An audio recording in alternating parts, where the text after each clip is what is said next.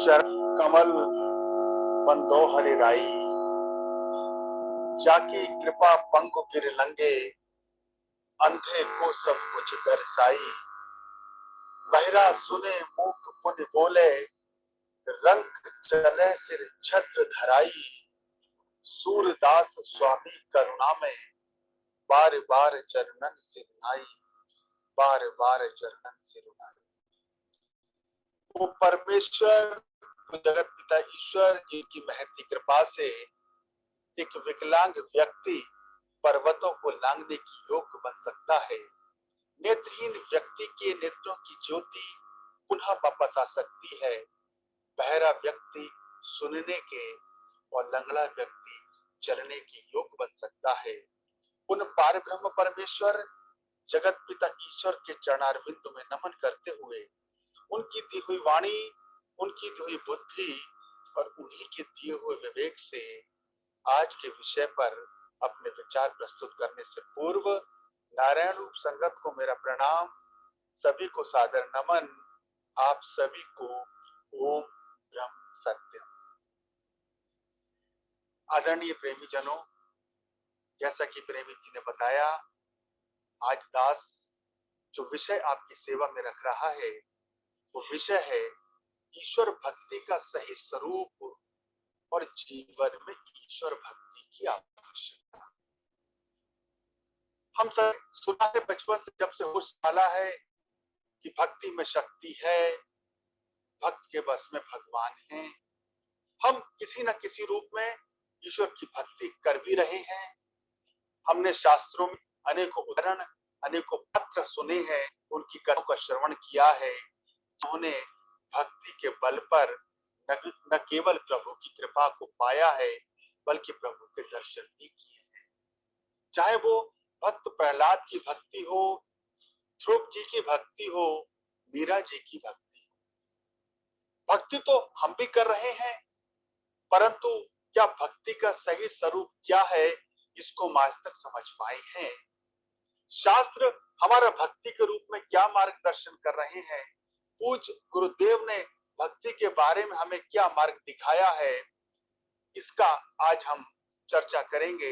हम जानेंगे श्री रामचरितमानस के कुछ उदाहरणों के आधार पर, नवदा भक्ति के आधार पर और पूज्य गुरुदेव के मार्गदर्शन के आधार पर ईश्वर भक्ति का सही स्वरूप क्या है, और साथ ही ये भी जानेंगे कि हमारे जीवन में ईश्वर भक्ति की आवश्यकता क्या है। आखिर क्यों ईश्वर की भक्ति की जाए? अगर हम ईश्वर की भक्ति करते हैं तो उससे हमारा क्या लाभ है, और अगर हम नहीं करते हैं तो उससे हमारी क्या हानि है? श्री रामचरितमानस में गोस्वामी तुलसीदास जी इस भक्ति का वर्णन करते हुए लिखते हैं कि भक्ति स्वतंत्र सकल रस खानी, और बिनु सत्संग न पावहि प्राणी। ये भक्ति जो है वो सारे रसों की खान है। भक्ति हमारे भाव की उच्चतम अवस्था है। हमारे भाव की जो उच्चतम अवस्था है वो भक्ति बताई है, और हमारे भाव की जो निम्नतम अवस्था है वो क्रोध बताया है। तो भक्ति जो हमारे भाव की सबसे उच्चतम अवस्था है, जो सारे रसों की खान है, जो गोस्वामी तुलसीदास जी इशारा कर रहे हैं, उस भक्ति का स्वरूप क्या है? क्या तिलक लगाना, माला जपना, गेरुए वस्त्र पहनना, तीर्थों पे जाना, यज्ञ भंडारा करना, बड़े बड़े धार्मिक अनुष्ठान करना, मंदिर में दिए जलाना, मस्जिद में नमाज पढ़ना, गुरुद्वारे में गुरबाणी का पाठ करना, गिरजा घर में कैंडल जलाकर प्रेयर प्रार्थना करना, यही वास्तविक भक्ति का स्वरूप है या स्वरूप या कुछ हटकर है? भक्ति क्या है, उपासना क्या है, इसमें अंतर क्या है, भेद क्या है, ये भी हम जानने का प्रयास करेंगे। देखिए, गुरुदेव कह रहे हैं कि सच्ची भक्ति किसको कहते हैं। गुरुदेव हमारा मार्गदर्शन करते हुए कहते हैं कि विचार का शुद्ध होना और प्रभु विश्वास की दृढ़ता। जब तक हमारे विचार शुद्ध नहीं है और प्रभु के विश्वास में हमारी दृढ़ता नहीं है, तब तक वो भक्ति, वास्तविक स्वरूप उस भक्ति का नहीं है। पूज्य गुरुदेव ये बता रहे हैं। विचार का शुद्ध होना कितना आवश्यक है, कितना महत्वपूर्ण है, इस बात का प्रमाण श्री रामचरितमानस के सुंदर कांड की उस चौपाई से मिलता है जिसमें प्रभु श्री राम स्वयं कहते हैं कि निर्मल मन जन सो मोहि पावा, मोहि कपट छल छिद्र न पावा। अर्थात जिसका मन निर्मल है, राग द्वेष से रिक्त है, छल कपट से रिक्त है, जिसका मन निर्मल है, जिसका भाव निर्मल है, वही मुझको प्राप्त कर सकता है। वही बात गुरुदेव भी कह रहे हैं कि विचार का शुद्ध होना और प्रभु के विश्वास की दृढ़ता। जब तक प्रभु के विश्वास में हमारा दृढ़ विश्वास नहीं है, तब तक हमें प्रभु प्राप्त नहीं होंगे। प्रहलाद जी की भक्ति में अगर हम देखें, उनके विचार भी शुद्ध थे, तो ईश्वर के प्रति उन्हें सच्चा विश्वास था, विश्वास की दृढ़ता थी। कितने कष्ट, कितने संकट प्रहलाद जी के ऊपर आए, पर उनका विश्वास डगमगाया नहीं, उनका विश्वास डोला नहीं, उनका विश्वास दृढ़ रहा, और जो कह दिया वही हुआ। पिता से कह दिया, पिता ने जब पूछा कि भगवान कहाँ है, उन्होंने इशारा करके कह दिया इस खंबे में भगवान है। उन्हें विश्वास था, दृढ़ विश्वास था, उसी खंबे से भगवान प्रकट हुए और प्रहलाद जी की रक्षा करी। मीरा जी, जिनके विचार शुद्ध थे, उनके जीवन का एक ही लक्ष्य, एक ही उद्देश्य कि हर स्थिति, हर परिस्थिति में सिर्फ ईश्वर को पाना है, गोविंद की कृपा को पाना है। और वो भगवान कृष्ण से जो प्रेम करती थी, जो उनकी दृढ़ता थी, विश्वास इतना दृढ़ था, ये जानते हुए भी ये प्याला प्रभु के अमृत, प्रभु के चरणामृत का नहीं, विष का प्याला है, लेकिन उनसे तो यही कह के दिया गया कि प्रभु का चरणामृत है।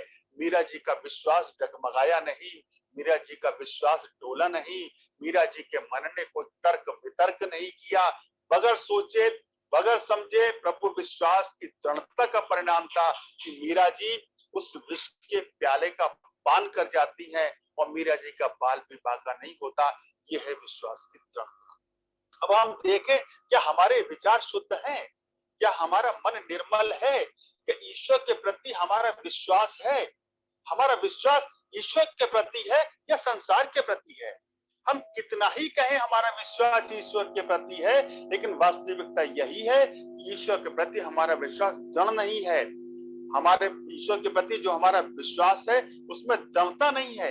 एक छोटा सा उदाहरण देखिए, हम घर से चलते हैं, प्रभु के हाथ जोड़कर, प्रभु से प्रार्थना करके हम काम के लिए निकले हैं, और रास्ते में बिल्ली रास्ता काट जाती है, हम लौट आते हैं, क्योंकि हमें विश्वास ईश्वर के ऊपर नहीं, विश्वास तो उस बिल्ली पर है जिसने रास्ता काटा है। आज हमारा काम बिगड़ेगा ही। हमें इस बात का विश्वास नहीं है कि हम घर से प्रभु का सिमरन, प्रभु का भजन करके चले हैं तो काम बनेगा ही। हम घर से चलते हैं, प्रभु का सिमरन, प्रभु का भजन करके किसी काम के लिए निकलते हैं, सामने से कोई छींक देता है, हम वापस लौट आते हैं, तो हमें विश्वास ईश्वर पे नहीं, उस व्यक्ति की छींक पर है, इसने छींका है, अब काम तो बिगड़ेगा ही, इस बात का हमें पूरा विश्वास है। लेकिन हम भगवान का भजन, उनका सुमिरन, उनके सामने हाथ जोड़कर निकले हैं, हमारा काम बनेगा, इस बात का विश्वास नहीं है। वास्तव में हम कितना भी कहें हम ईश्वर पर विश्वास है, हमें ईश्वर पर विश्वास नहीं है, ईश्वर विश्वास की दृढ़ता नहीं है। और जब तक ईश्वर विश्वास की दृढ़ता नहीं है, जब तक हमारे विचार शुद्ध नहीं है, तब तक हम ईश्वर भक्ति के सही स्वरूप को नहीं समझ रहे हैं, और सही स्वरूप को समझते हुए ईश्वर की भक्ति नहीं कर रहे हैं। एक और वचन में गुरुदेव हमें बता रहे हैं कि ईश्वर भक्ति का सही स्वरूप क्या है।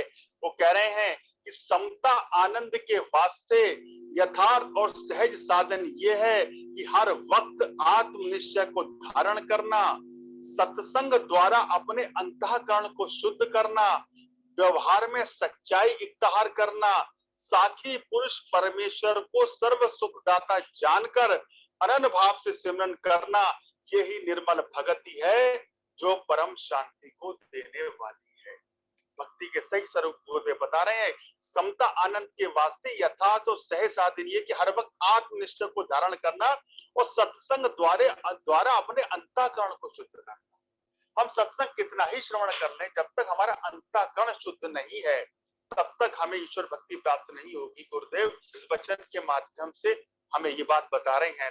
हम सत्संग में बैठे, ये महत्वपूर्ण है, पर इससे कहीं ज्यादा महत्वपूर्ण है कि वो सत्संग हमारे अंदर बैठे।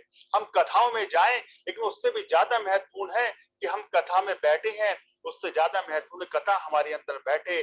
जो हम प्रभु के चरित्र का श्रवण कर रहे हैं, जो कथाएं श्रवण कर रहे हैं, उनको जीवन में धारण करते हुए ईश्वर के प्रति हमारा विश्वास दृढ़ हो और हमारे विचार शुद्ध हो। यही निर्मल भक्ति है जो परम शांति को देने वाली है। गुरुदेव ने स्पष्ट बताया है ईश्वर भक्ति के सही स्वरूप को। अब हम देखें जो हम ईश्वर की भक्ति कर रहे हैं और गुरुदेव जो हमारा मार्गदर्शन कर रहे हैं भक्ति के सही स्वरूप को समझाते हुए, उसमें कितनी भिन्नता है। अगले वचन में गुरुदेव कहेंगे, निष्काम भावना से जो जो अपने तन मन धन को पर की सेवा में अर्पण करता है, अधिक से अधिक शांति को प्राप्त होता है। यानी शील, संतोष, क्षमा, विवेक, विश्वास आदि परम गुण अंतःकरण में प्रकट होते हैं, तो सब तापों का नाश करके अखंड शांति में मिला देते हैं। इसी साधन का नाम असली भक्ति है। वो कह रहे हैं निष्काम कर रहे हैं, ईश्वर मार्ग पर चल रहे हैं, तो हमारी जो भावना है वो निष्काम होनी चाहिए, उससे किसी प्रकार की कामना नहीं होनी चाहिए। ईश्वर की भक्ति हम कर रहे हैं तो हमारी सिर्फ और सिर्फ एक ही कामना, ईश्वर प्राप्ति की कामना होनी चाहिए। और हमारी कामना क्या होती है? हम भक्ति तो ईश्वर की कर रहे हैं, लेकिन हमारी कामना ईश्वर से संसार प्राप्ति की रहती है। हमारी जो कामना है, उस भक्ति का जो लक्ष्य, हमारा उद्देश्य रहता है, वो ईश्वर प्राप्ति नहीं, ईश्वर से प्राप्ति का रहता है। तो गुरुदेव कह रहे हैं, निष्काम भावना से जो जो अपने तन मन धन को पर की सेवा में अर्पण करता है, अधिक से अधिक शांति को प्राप्त होता है। यानी शील, संतोष, क्षमा, विवेक, विश्वास आदि परम गुण अंतःकरण में प्रकट होते हैं, तो सब तापों का नाश करके अखंड शांति में मिला देते हैं। इसी साधन का नाम असली भक्ति है, असली बंदगी है। अब देखिए गुरुदेव ने ये बताया कि ईश्वर भक्ति का सही स्वरूप क्या है। अब हमारी जो भक्ति है, हम जो अगर भक्ति भगवान की कर रहे हैं, तो हमारी क्या, अगर भगवान हमारे समक्ष प्रकट हो गए तो हमने करना क्या है? अपनी जेब से निकाल के अपनी डिमांड की एक लिस्ट ही तो उनको रखनी है। हमें ईश्वर से, ईश्वर की प्राप्ति हमारे जीवन का लक्ष्य नहीं है। हमारे जीवन का, हमारे भक्ति का जो लक्ष्य है वो ईश्वर से संसार की प्राप्ति है। हम जितनी बार भी ईश्वर के समक्ष गए हैं, जब भी कहीं मंदिर में गए हैं, तीर्थों में गए हैं, कथा में गए हैं, सत्संग में गए हैं, वह हमने ईश्वर से आखिर मांगा क्या है? क्या कभी हमने आज तक ईश्वर से ईश्वर की मांग की है, या ईश्वर से संसार की मांग की है, संसारिक वस्तुओं की मांग की है, संसारिक भोगों की मांग की है? वास्तविकता यही है कि हमने, हमारी जो भक्ति का साधन तो ईश्वर है, पर हमारी भक्ति का जो साध्य है वो संसार है। शास्त्र और सत्पुरुष ये कहते हैं कि ईश्वर भक्ति में साधन भी ईश्वर और साध्य भी ईश्वर। अब त्याग करो सब संशय का और परमेश्वर से नाता जोड़ो, और हरि से हरि की मांग करो, कुछ और मांगना सब छोड़ो। मांगना है तो ईश्वर से ईश्वर को मांगे, ईश्वर की कृपा को मांगे, ईश्वर की भक्ति को मांगे। श्री रामचरितमानस, जिसका अरण्य कांड भक्ति भाव से भरा हुआ है, अभी नवता भक्ति पे हम चर्चा करेंगे। उससे पूर्व 2-3 उदाहरण उस रामचरितमानस के देखें। देखिए भक्तों ने ईश्वर से क्या मांगा है। उत्तर कांड का कितना महत्वपूर्ण दोहा कि ईश्वर भक्ति के स्वरूप को हमें समझाता है, जिसमें भगवान शंकर भगवान विष्णु से मांग रहे हैं।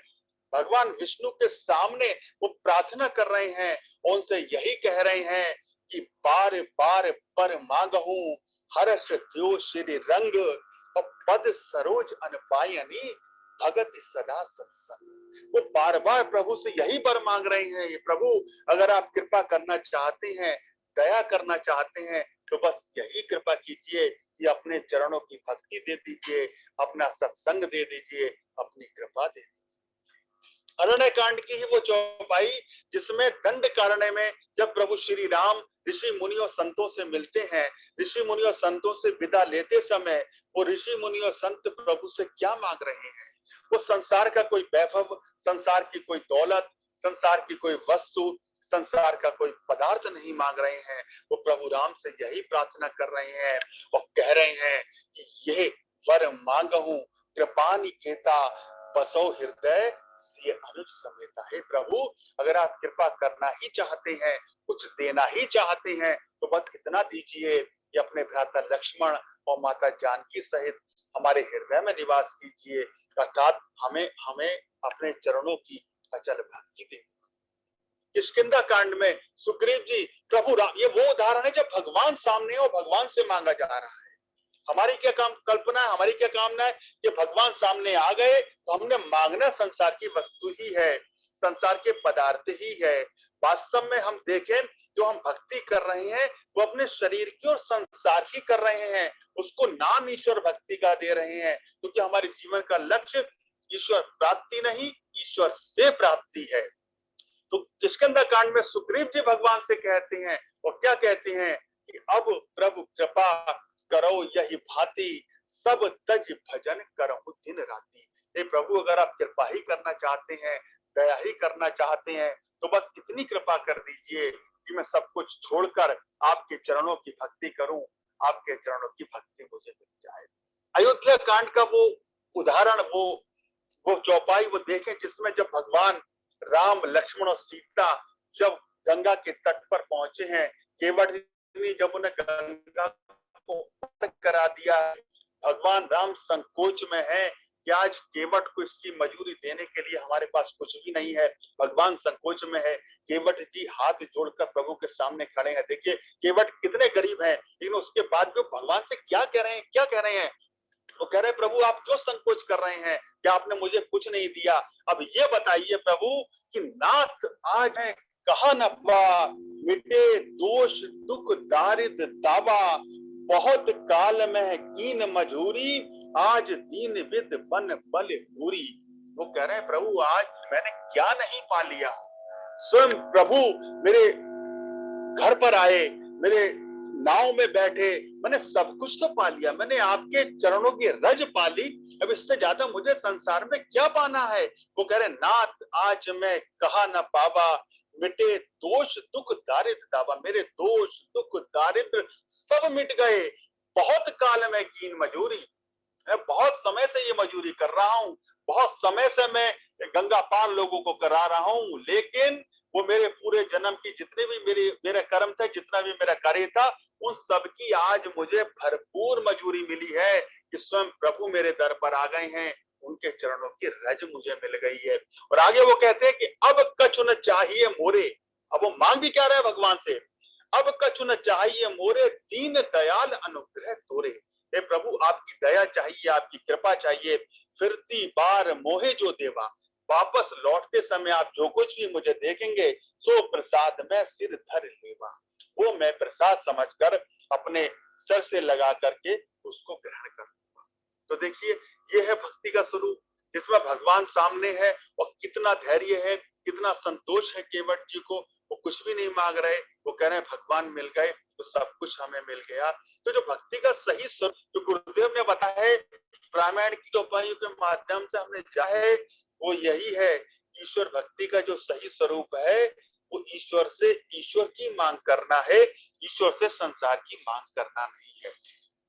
अब देखिए नवदा भक्ति मरण कांड में जब भगवान शबरी के पास पहुंचे हैं, शबरी जी ने उन्हें बेरों का सेवन कराया है, तो भगवान जो नवदा भक्ति का जो उन्हें ज्ञान दे रहे हैं, उसमें देखिए 9 प्रकार की जो भक्ति और जो हम भक्ति कर रहे हैं उसमें क्या भिन्नता है, तो हम जाएंगे कि ईश्वर भक्त का सही स्वरूप क्या है। भगवान कह रहे हैं कि प्रथम भगत संतन कर सेवा, दूसरी रति मम कथा प्रसंग। वो कह रहे हैं मैं तुझसे नवदा भक्ति कह रहा हूं कि पहली भक्ति है संतों का संग करना और दूसरी भक्ति है मेरे कथा प्रसंग में प्रेम करना। संतों का संग करें, संतों का सानिध्य करें, लेकिन संतों का संग और संतों का सानिध्य जो हो उसका लक्ष्य, उसका उद्देश्य केवल केवल ईश्वर प्राप्ति हो, सदा की प्राप्ति न हो। और दूसरी भक्ति मम कथा संगा, दूसरी भक्ति है मेरे कथा संगों से प्रेम। और कथा प्रसंगों से प्रेम का अर्थ ये नहीं है कथा श्रवण कर ली उसके बाद हम भूल गए। कथा प्रसंग में श्रवण, कथा प्रसंग से प्रेम का मतलब यह है ईश्वर की जो भी कथाएं हैं, जिन लीलाओं का भी हम श्रवण कर रहे हैं, उससे उसमें हमें प्रेम हो, उसमें हमारा विश्वास जागृत हो। आगे भगवान कह रहे हैं गुरुपद पंकज सेवा, तीसरी भगति अमान, चौथी भगति मम गुण गण, करहि कपट का जिगान। अर्थात तीसरी भक्त है अमान रहित होकर उनके चरण कमलों की सेवा, अपना सारा अभिमान मिटाकर, अपनी सारी कामनाएं, सारी वासनाएं, सारी इच्छाएं मिटाकर अपने गुरु के चरण कमलों की सेवा करें। और चौथी भक्ति है कि कपट छोड़कर मेरे गुण समूह का गान, मेरा गान करें, मेरा गुणगान करें, कि मन में कपट ना रखें, छल ना रखें, किसी प्रकार का बैर ना रखें, कोई ईर्ष्या ना रखें, कोई राग और द्वेष ना रखें। देखिए ये भक्ति के सुख को बता रहा है इस नवदा भक्ति में। ईश्वर भक्ति सही स्वरूप है, भगवान वो ज्ञान दे रहे हैं।